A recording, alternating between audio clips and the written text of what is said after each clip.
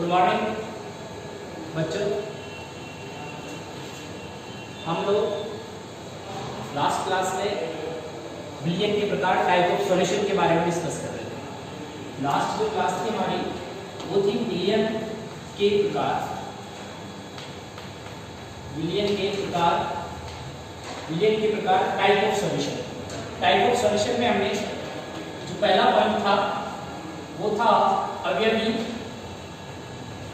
अवयवी कणों के आधार पर। अवयवी कणों के आधार पर आपको बता दिया था मैंने कि अवयवी कणों के आधार पर तीन तरह के सॉल्यूशन मैंने आपको बताया था। अवयवी कणों के आधार पर पहला जो मैंने आपको बताया था दैट इज द्विअंगी विलयन। सेकंड मैंने आपको बताया था त्रिअंगी विलयन और फोर्थ हमारे पास जो आ रहा है दैट इज बहुअंगी विलयन। पहला था द्विअंगी, दूसरा त्रिअंगी और अगला था बहुअंगी विलयन।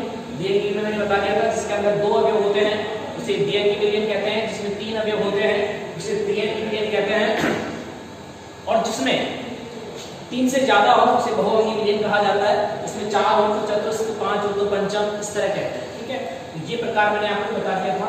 सेकंड जो विलयन का प्रकार हमारे पास आएगा वो आता है, सेकंड पॉइंट है हमारे पास दैट इज वो है विलायक की भौतिक अवस्था के आधार पर। विलायक की भौतिक अवस्था के आधार पर विलायक की भौतिक अवस्था के आधार पर। तो देखिए बच्चों, विलायक जो होता है, सॉल्वेंट जो होता है, सॉल्वेंट विलायक की भौतिक अवस्था के आधार पर अगर हम बात करते हैं तो विलायक की भौतिक अवस्था के आधार पर अगर कहा जाए तो विलायक की भौतिक अवस्था के आधार पर विलयन कितने प्रकार के होंगे। तो विलायक की भौतिक अवस्था के आधार पर विलयन जो होते हैं वो तीन प्रकार के होते हैं। पहला जो होता है उसे कहते हैं द्रव विलयन। पहला जो होता है उसे कहते हैं द्रव विलयन, लिक्विड सॉल्यूशन इसे कहते हैं द्रव विलयन। दूसरा जो होता है उसे कहते हैं ठोस विलयन, और तीसरा जो हमारे पास आता है वो आता है गैस विलयन। तीसरा जो हमारे पास आएगा वो कौन सा आएगा, गैस विलयन। तो विलायक की भौतिक अवस्था के आधार पर अगर देखा जाए तो विलायक की भौतिक अवस्था के आधार पर विलयन तीन प्रकार के होते हैं। पहला जो होगा उसे कहेंगे द्रव विलयन, दूसरा होगा ठोस विलयन, तीसरा होगा गैस विलयन। द्रव विलयन का मतलब होता है वह विलयन जिसमें विलायक द्रव हो, वह विलयन जिसमें विलायक द्रव हो उसे द्रव विलयन कहा जाता है। वह विलयन जिसमें विलायक द्रव होगा उसे द्रव विलयन कहा जाता है। फॉर एग्जांपल NaCl का जलीय विलयन, NaCl का जलीय विलयन, NaCl का जो जलीय विलयन बनाया जाता है तो ये जो NaCl होता है इस NaCl को वाटर में डिसॉल्व किया जाता है। वाटर में डिसॉल्व किया जाता है। वाटर जो होता है ना वो द्रव अवस्था में पाया जाता है, लिक्विड स्टेट में पाया जाता है, इसलिए इसे NaCl का जलीय विलयन कहा जाता है। एक बात यहाँ पर देखिए, तो ये जो वर्गीकरण है ना वो विलायक की भौतिक अवस्था के आधार पर है। इसमें विलायक जो होगा वो द्रव अवस्था में होगा तो इसे द्रव विलयन कहेंगे। अब यहाँ पर विलायक क्या है, जल है, इसलिए इसको मैंने क्या बोल दिया, जलीय विलयन। क्या बोल दिया, जलीय विलयन। तो इसी को अगर अपन चाहे कि इसमें एक अगर विलायक के रूप में अगर जल का उपयोग करते हैं तो उसे जलीय विलयन भी कह सकते हैं, जलीय विलयन भी कह सकते हैं। तीन टाइप होते हैं, चार टाइप नहीं हो सकते इसके, तीन ही टाइप होंगे। तीसरा ये इसका जो पहला टाइप है द्रव विलयन, इसी को अपन एक और नाम दे सकते हैं जलीय विलयन। यदि विलायक के रूप में इसका प्रयोग किया है जल का भी। मैंने कहा सुक्रोज का जलीय विलयन, मैंने आपसे कहा कि सुक्रोज का जलीय विलयन, तो सुक्रोज का जलीय विलयन की अगर हम बात करते हैं इसका मतलब सुक्रोज को जल के अंदर घोल रखा है तो सुक्रोज तो इसके अंदर हो जाएगा विलय और जल के हो जाएगा विलायक। तो पहली चीज क्लियर हो गई, द्रव विलयन। द्रव विलयन का मतलब होता है वह विलयन जिसमें विलायक द्रव हो, द्रव विलयन कहलाता है। और यदि विलायक के रूप में अगर आपने जल को ले रखा है तो उसे जलीय विलयन कहा जाता है। सेकंड चीज जो हमें स्टडी करनी है इसमें वो है ठोस विलयन। ठोस विलयन की बात करें तो ठोस विलयन क्या होगा, ठोस विलयन का मतलब होता है वह विलयन जिसमें विलायक ठोस हो, वह विलयन जिसमें विलायक ठोस हो उसे ठोस विलयन कहा जाता है। वह विलयन जिसमें विलायक ठोस हो उसे ठोस विलयन कहा जाता है। इसको अंग्रेजी में कहते हैं सॉलिड सॉल्यूशन। सॉलिड सॉल्यूशन के नाम से इसको कहा जाता है ठोस विलयन। तो देखो ठोस विलयन की अगर हम बात करें तो वह विलयन जिसमें विलायक ठोस होता है उसे ठोस विलयन कहते हैं। अब देखिए इसका एग्जांपल मैं आपसे बात करूं, जैसे हमारे पास मिक्स मेटल्स होती हैं। मिक्स मेटल का मतलब होता है मिश्र धातु। मिश्र धातु की बात करते हैं, मैंने लिखा कांसा। कांसा जो होता है वो Cu और Sn से मिलकर बना होता है, Cu और Sn से मिलकर बना होता है। ऐसे मैंने इसके अंदर पीतल की अगर मैं बात करता हूँ तो पीतल भी क्या एक मिश्र धातु है और ये किससे Cu और Zn से मिलकर बनती है। तो इसमें जो पदार्थ ज्यादा मात्रा में रहेगा वो तो क्या रहेगा विलायक, जो कम मात्रा में रहेगा वो लोग, अभी दोनों क्या ठोस है, पूर्ण रूप से मिश्रण नहीं होते हैं, ये ठोस विलयन हो जाएगा। तो ठोस विलयन का मतलब होता है वह विलयन जिसमें विलायक क्या हो, ठोस और ठोस विलयन कहलाता है। उसके बाद में हमारे पास आएगा गैसीय विलयन।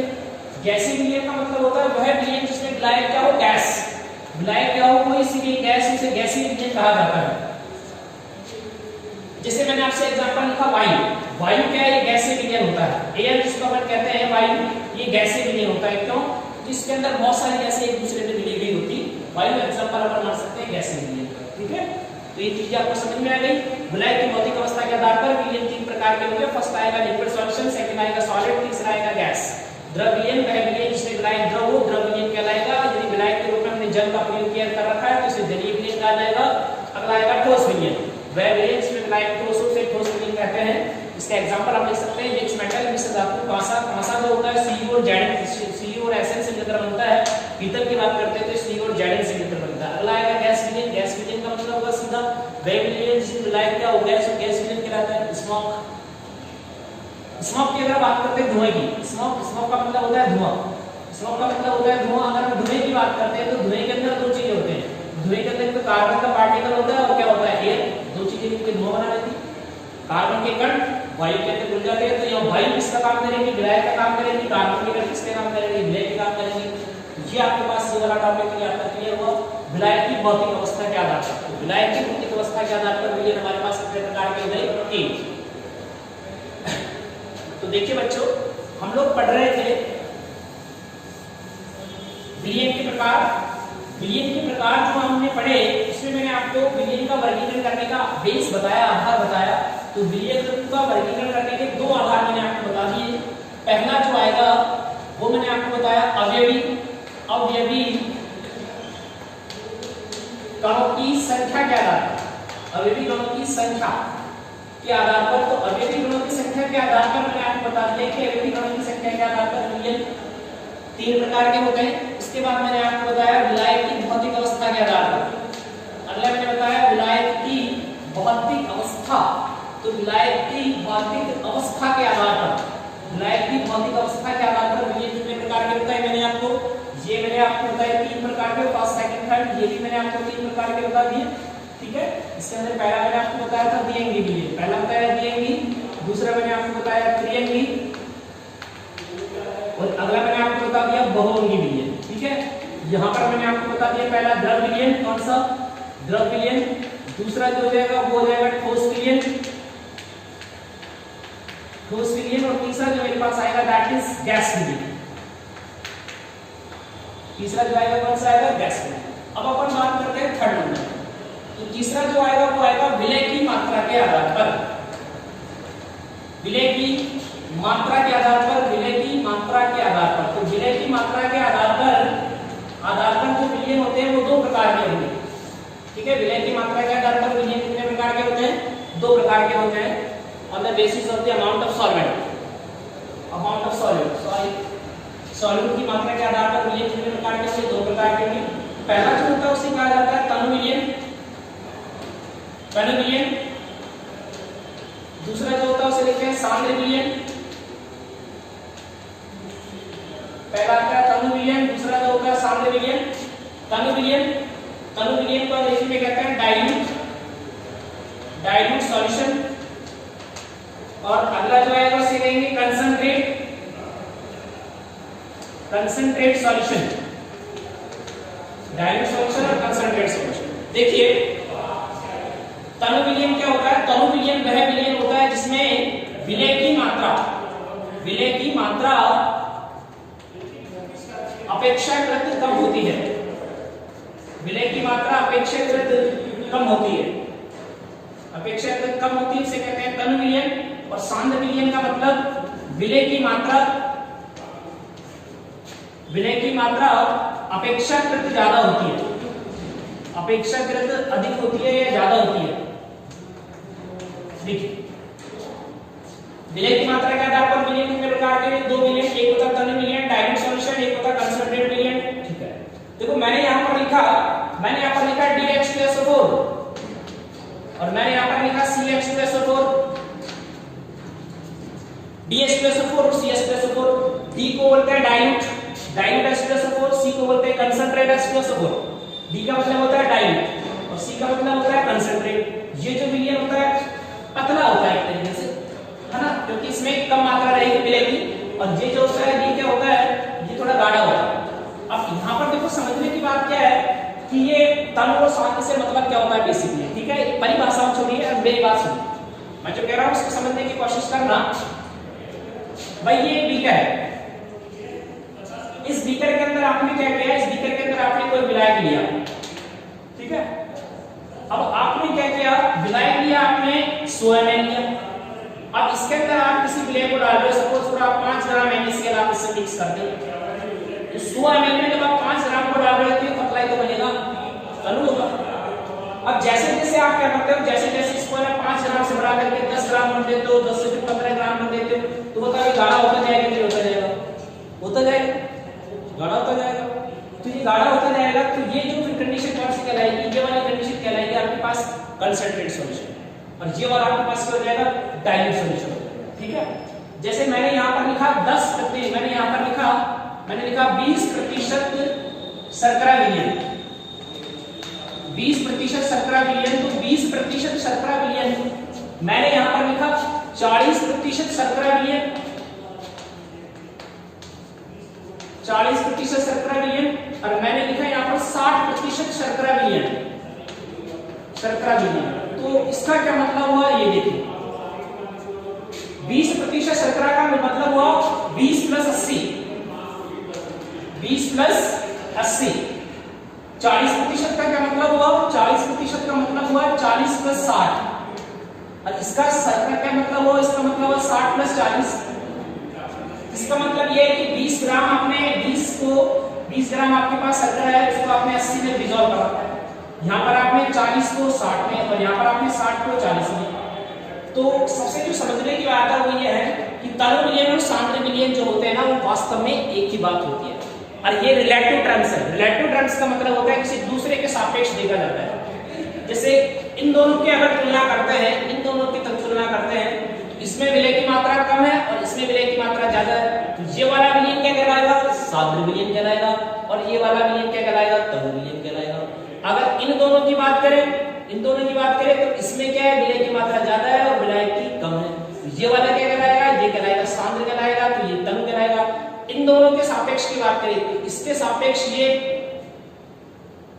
सांद्र विलयन, और इसके सापेक्ष इन दोनों की बात करें तो ये तनु है और ये कौन सा विलयन है, सांद्र विलयन है। तो ये जो होता है ना, ये तनु विलयन है और ये सांद्र विलयन है, ये रिलेटिव टर्म्स होते हैं। रिलेटिव टर्म्स का मतलब होता है कि इनकी कंडीशन बदलती रहती है। मैंने कहा, मैं यहाँ पर लिखता हूं, सपोज कीजिएगा मैंने यहाँ लिखा,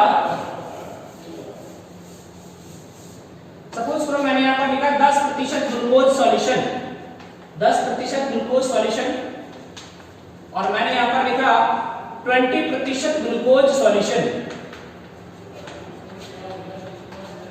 10% ग्लूकोज सॉल्यूशन का मतलब है 10 + 90, और यहाँ पर है 20 + 80।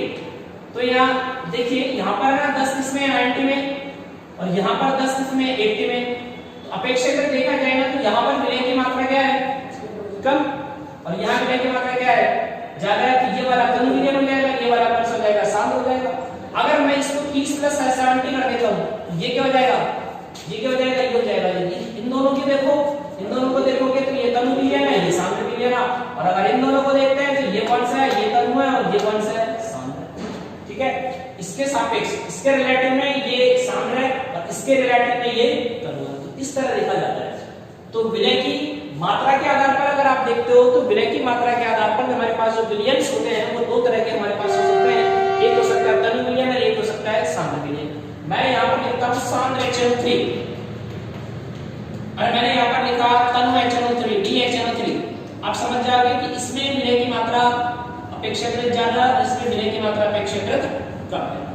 इतनी बातें समझ में आई। एक और बात, सभी बच्चे, ये जो भी मैटर आपको पढ़ाया जा रहा है ये आप से कॉपी में लिख सकते हैं, तो आप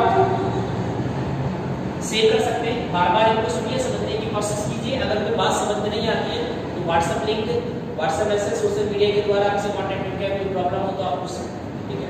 एक और हमारा जो चैनल है सैनी एबीएम के नाम से, उसे ज़्यादा से ज़्यादा सब्सक्राइब करें और इसे। तो आज की क्लास में अब तक मैं यहाँ पर पहुंचे अभिविकरण के आधार पर, अभिविकरण की संख्या के आधार पर विलयन के प्रकार, विलायक की भौतिक अवस्था के आधार पर विलायक के प्रकार और विलयन की मात्रा के आधार पर विलायक के, यहाँ तक सारी बातें।